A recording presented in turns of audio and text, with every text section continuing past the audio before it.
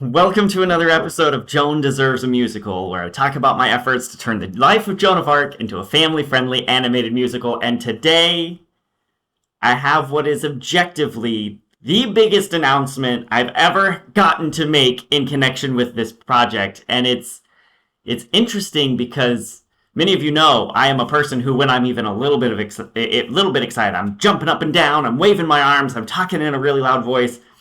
And this moment, I I could just cry. I am just in awe at this thing that has happened, at the reality that is coming around this project. The corner we have turned is really remarkable.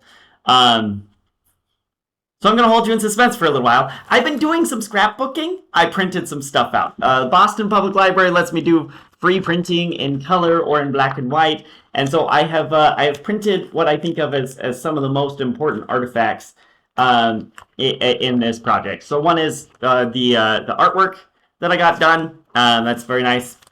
One is, I didn't print this. I got this in the mail. This is my certificate from the United States Copyright Office, saying this work belongs to me and Amanda.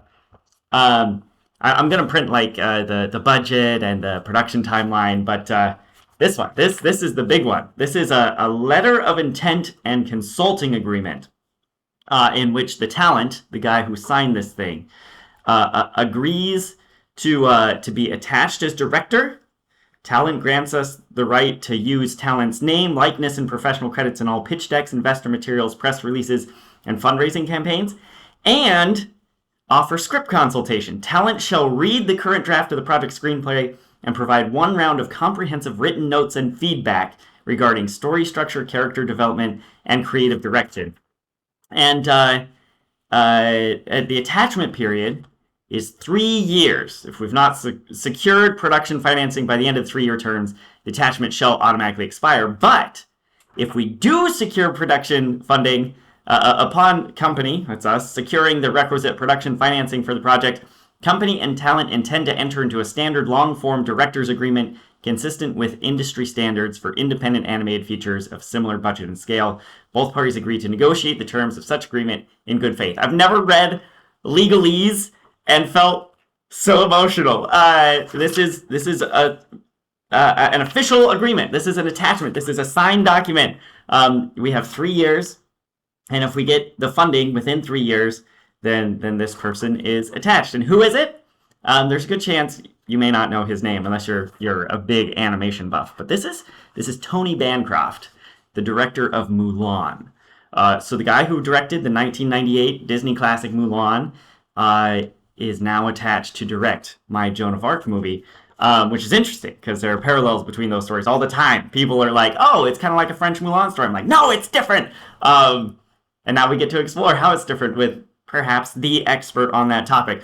But although Tony directed Mulan, that's not his only feat during the Disney Renaissance. He animated Iago in Aladdin.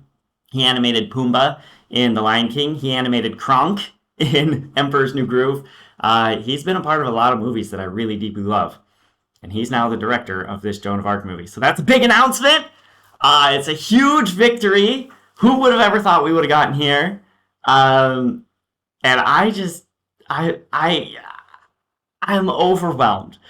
This feels like, so many wonderful things have happened in this project, with Amanda agreeing to write the songs and the animation studio agreeing to animate and all the things that have happened. But this is real. This is a signed letter of intent, which is intended to lead to a real contractual agreement for a highly respected animation industry veteran to direct my little Joan of Arc movie.